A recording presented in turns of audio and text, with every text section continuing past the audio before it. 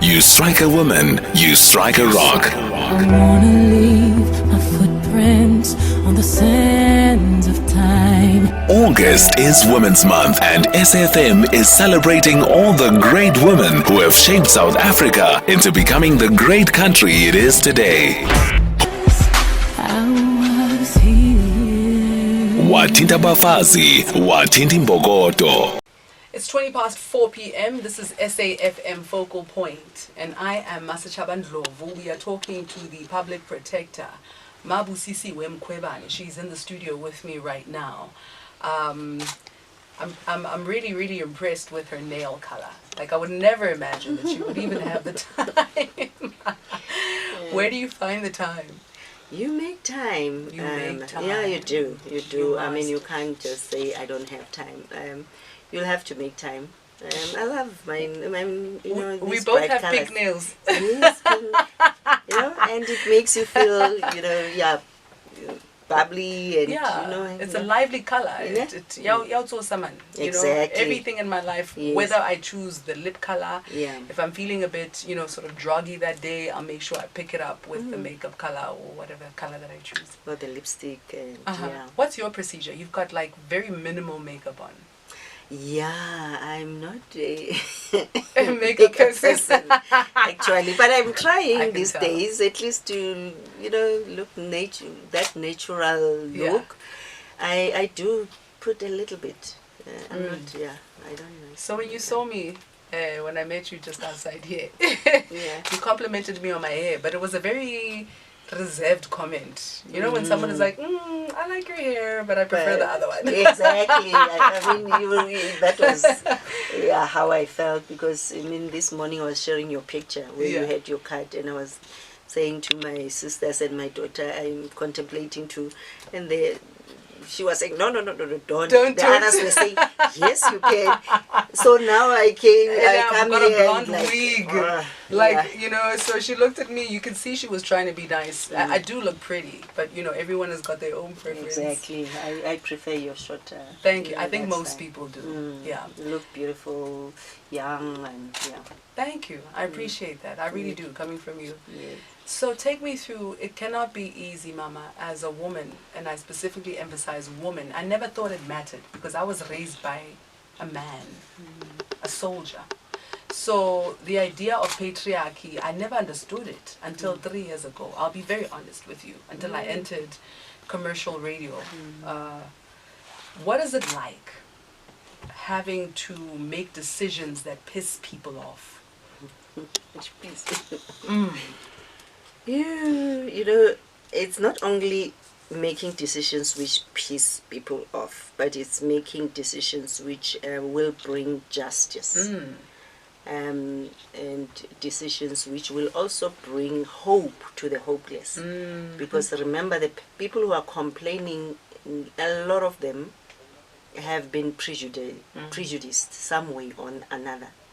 And when you change their lives, somebody who's been owed for 10 years, or somebody who has lost their house, who's lost their wives because they are owed money by the state, or somebody who couldn't find job or couldn't open an account because they don't have an ID. And when that person gets that service, I think it's more fulfilling, actually, rather than the ones who are pissed off because when they are caught with their hands in the cookie jar, actually they won't really be happy and they would want to save face. But the fact of the matter is, we've got the law, we've got the constitution, we've got the rule of law. Everyone must comply to the law, irrespective of who you are. When you come home after a challenging day, where you've had to make these decisions for the enhancement of society, and yet you are faced with many challenges, what is your ritual? Do you get into a salt bath? What do you do to cleanse yourself of this energy?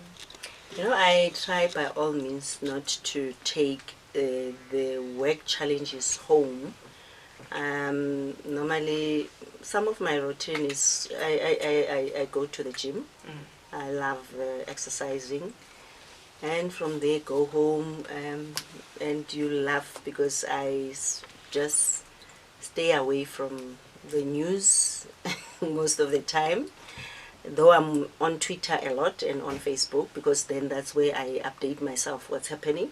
But I watch a lot of these movies, the soapies. And You watch soapies?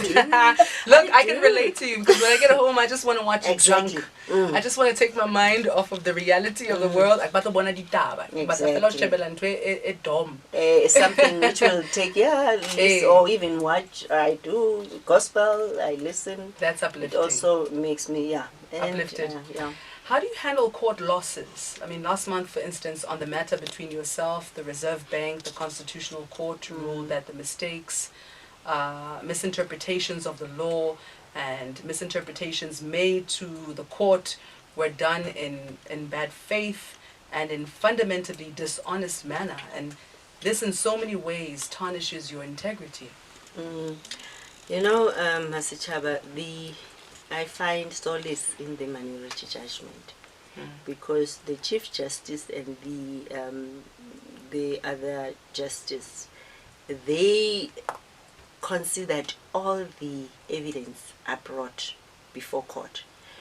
And I must say to you that minority judgment reflected what actually was on those papers, because when one conducted that investigation, actually the investigation was almost complete, because the complaint was lodged in 2010, so it was one of those backlog matters, and all the evidence was there, and we finalized the matter.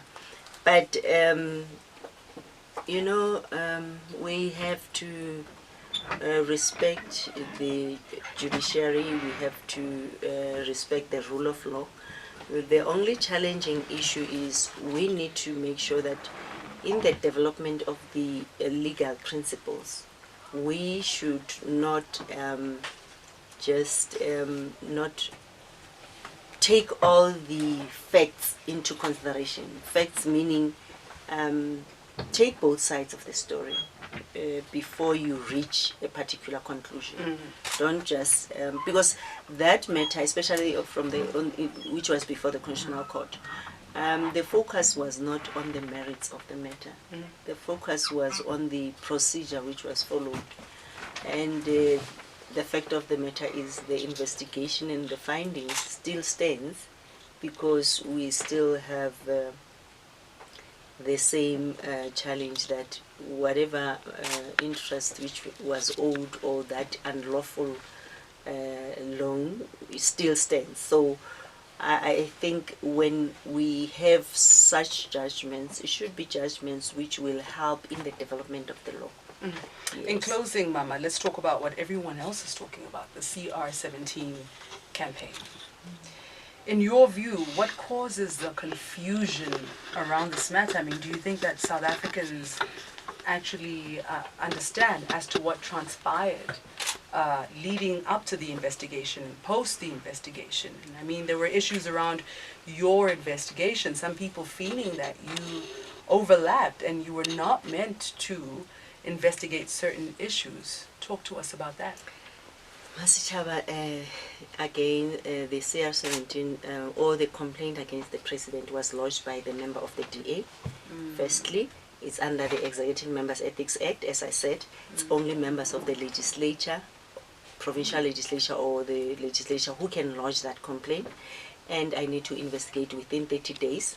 And the executive code is very clear how the executive should conduct themselves. And therefore, I've had a lot of confusions which people were trying to create, that what about the other politicians or the other... I don't have jurisdiction to investigate politicians. I only have jurisdiction to investigate. In that complaint, the president was the deputy president.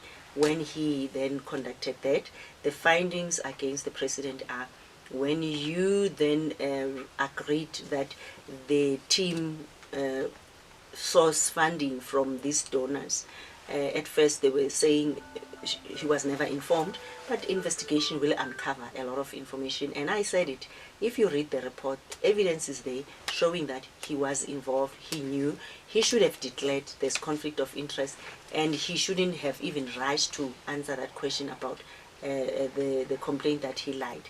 The complaint of Musima Imani was also saying the movement of monies bothers around money laundering. Yes, I don't have jurisdiction over the money laundering as a criminal conduct, but remember, under the Prevention of Corrupt Activities, we need to check and follow the money, how the money is moved from one account to another. Now I'm checking this 500,000 and voila, I discover the other millions. So as an investigator, the Constitution says I'm an investigator, I should investigate, and there are court judgments, your SCA judgments, where it says follow the money, investigate, don't just,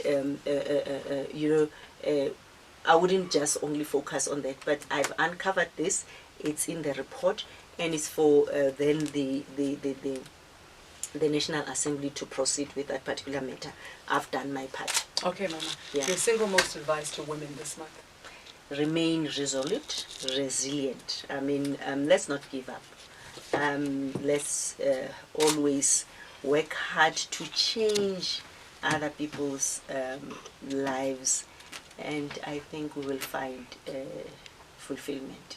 Thank you so much. Okay. Thank you for your time. Thank you for making the effort to come to the studios and to give us this conversation. I appreciate you. Thank you, Ms. Chan. All right, so that was the Public Protector Busisiwe Mkhwebane. SAFM.